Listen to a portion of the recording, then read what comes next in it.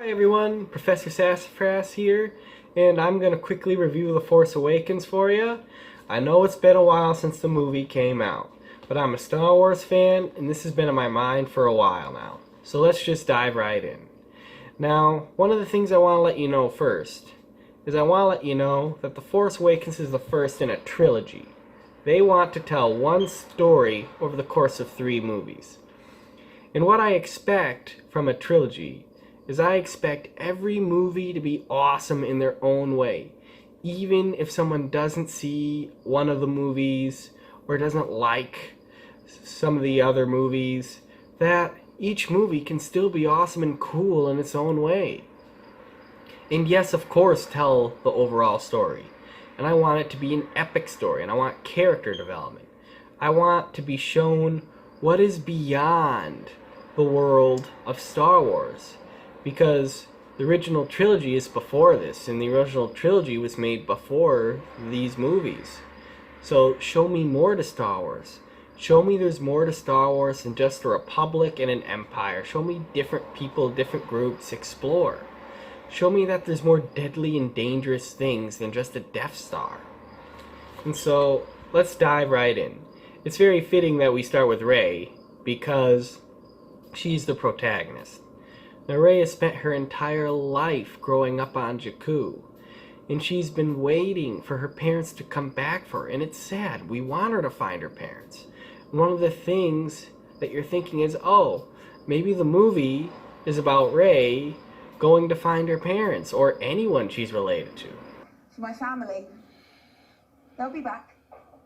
One day. Nope, because later in the movie, this weird alien that no one has ever seen before just tells her, you know, they're never coming back. And then she just gives up. Whatever you're waiting for on Jakku, they're never coming back. How can you give up? You waited so long. Now's your chance to look for them. Or at least try and find out information about them. You're just gonna give up? Earlier in the movie, we see her escaping her planet from the stormtroopers in the First Order. She flies the Millennium Falcon to some really cool stuff. And then afterward, Finn goes up to her and he's like, how'd you do that? But Rey, all she needs to say is, I'm a scavenger, you need to know how to do stuff like this, because the best parts are in space. But she doesn't do that. She goes, I don't know. I've flown ships before, but I've never, in a word that we can't hear properly. How did you take lying? Thanks. How did you do that? I don't know. No I've one run some treated- ships, but I've never left the planet. You're not. I'm thinking, what do you mean you don't know? I know Luke and Han were winging it in the original trilogy, but the difference is that they had experience. Before Luke flew and destroyed the Death Star, what happened was his friends were going, yeah, he's the best pilot on Tatooine. And Han Solo had been smuggling and flying that Millennium Falcon for years. Yes, they winged it, but they knew what they were doing. There was no I don't know. They had experience. Rey says she flew ships before. I'm really curious to know what kind of ships you were piloting, Rey, because this doesn't make any sense.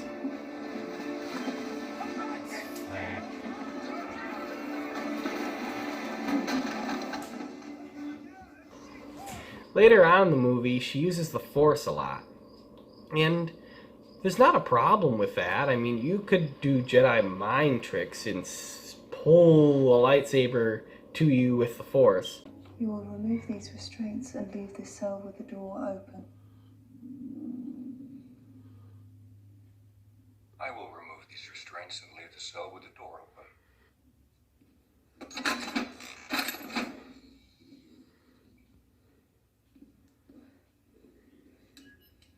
Until drop your weapon. And I'll drop my weapon. The thing is that there has to be training first. That is key. Whether you read the Darth Bane trilogy or another Star Wars series like the 501st series or any Star Wars book that apparently isn't canon anymore, I guess, or any Star Wars movie, there is always an emphasis on getting training first. That is the thing. The training. Because she has no training, I'm going, what? We'll figure it out. Use the Force. That's not how the Force works. Oh, really? You're cold? And at the end of the movie, Rey defeats the villain.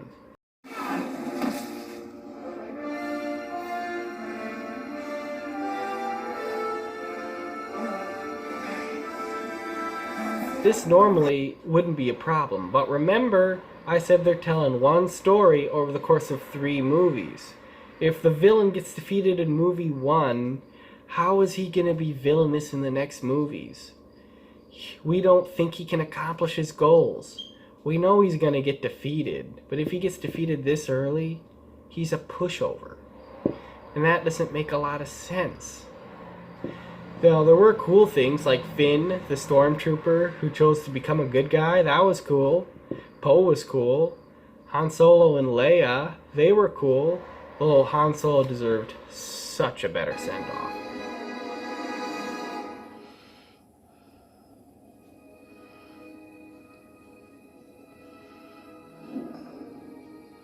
Find a different way to have him get sent off. That was just kind of harsh.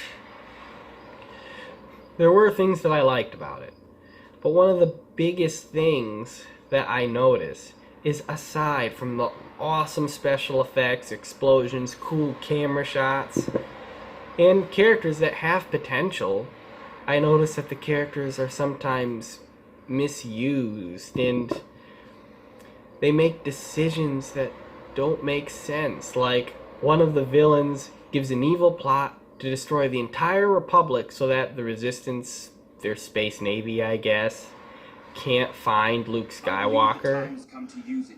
We shall destroy the government that supports the Resistance, the Republic. Without their friends to protect them, the Resistance will be vulnerable, and we will stop them before they reach Skywalker.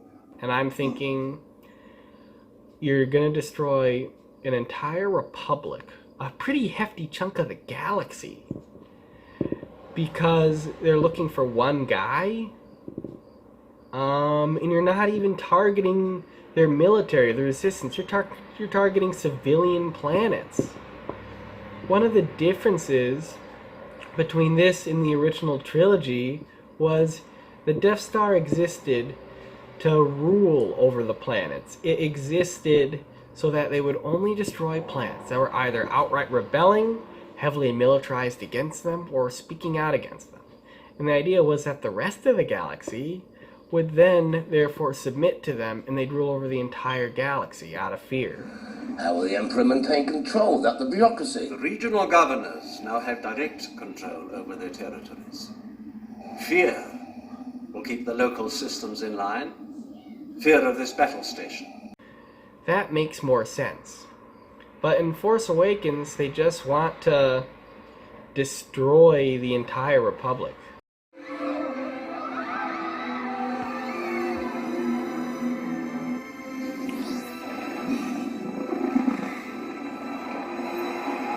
That makes sense? Not so much. I want to see the New Republic. I want to experience it. I wanted to know what it was like to live there. I wanted to see more. And I certainly wanted our main character to get development over this and to have been there to try and stop him. But maybe she doesn't succeed. But no, she's not there, and the Republic just gets obliterated like that. And this doesn't make sense from a villain perspective. You're losing a lot of resources and a lot of innocent lives. And this is one of the really big things. I mean, if you want me to get to my conclusion, I'll say that if you just want to casually sit down and watch a movie, this movie might be for you. There were stuff I liked about it, and this might be for you. Try that.